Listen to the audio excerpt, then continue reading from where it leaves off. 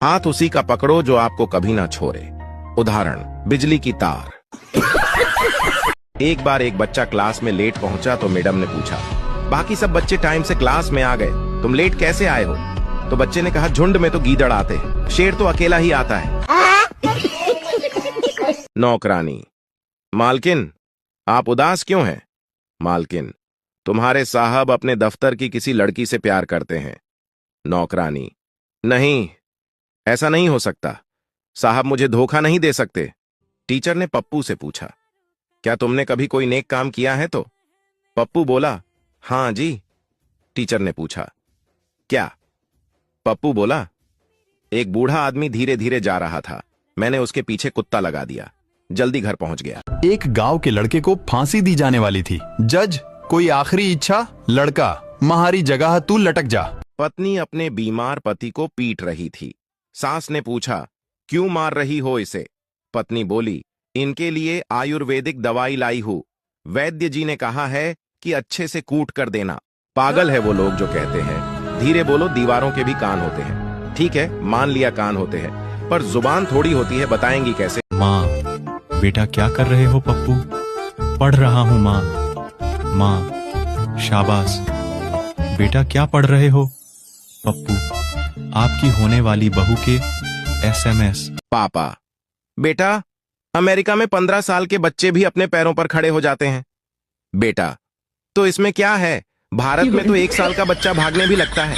नई दुल्हन ससुराल पहुंची। सास ने कहा, बहू तुझे जो भी बनाना आता है और अच्छा लगता है रसोई में जाकर बना ले, मैं भी वहीं ले लूंगी। थोड़ी देर में रसोई से बहू की आवाज आई, माताजी आप वाले में पानी डालूं या सोडा? मैंने एक बार दादाजी का फोन साइलेंट मोड से हटा दिया था, तब से मेरे गांव में ये अफवाह फैली कि मैं फोन ठीक कर लेता हूँ। पप्पू टप्पू से, मेरे पापा बहुत डरपोक हैं। टप्पू, वो कैसे? पप्पू, जब भी वो रोड क्रॉस करते हैं तो मेरी उंगली पकड़ लेते हैं और कहते हैं कि बेटा छोड़ना मत। दिल लगाने से अच्छा पौधे लगाए, यह घाव नहीं छाव देंगे।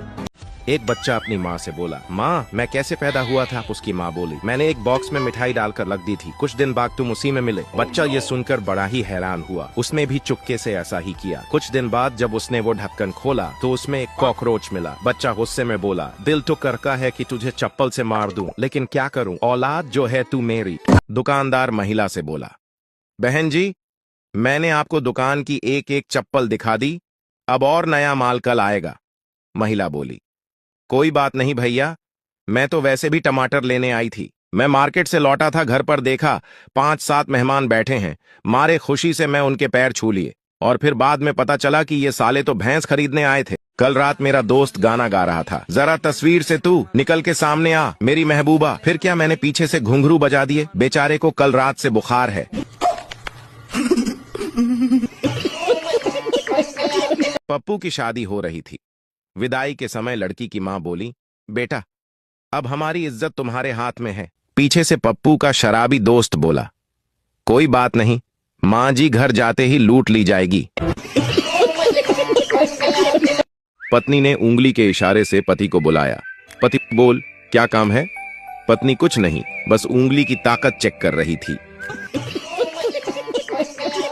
पत्नियां कभी भी पति से पहले भोजन नहीं करती, क्योंकि वैज्ञानिक जब भी कोई दवा बनाते हैं तो पहले चूहों और बंदरों पर टेस्ट करते हैं।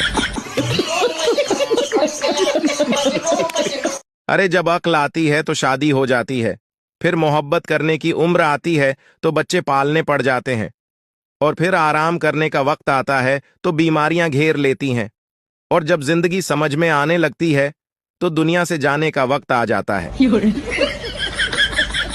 साली, अच्छा जीजू एक बात बताओ, ससुराल में दामाद का इतना सम्मान क्यों होता है? जीजा, क्योंकि वो बोका 14 लोग जनता है कि यही वो लंगूर है जिसने हमारे घर का तूफानी खेबड़ी को संभाल रोका है। पति हाथ पांव छिलवाकर और एक आंख सुझवाकर घर आया। पत्नी ने घबराकर पति से पूछा, क्या हुआ? पति, कुछ नहीं, एक औरत स्कूटी से टक्कर मार के निकल गई। पत्नी, तो उसके स्कूटर का नंबर नोट किया? कौन थी? कुछ तो याद होगा। पति, नहीं, दर्द के कारण स्कूटर का रंग और नंबर तो नहीं देख पाया, पर बहुत गोरी और सुनहरे बाल वाली थी। उसने गहरे हरे रंग का सूट पहना था, गुलाबी कलर की चूड़ियां, गहरे लाल कलर की लिपस्टिक, कानों में हीरे की बालियां थीं, हाथों में मेहंदी लगी थी और हाथ दाएं गाल पे होठों के पास तिल भी था। इतना बताते ही पतिदेव की दूसरी आंख भी सूज गई।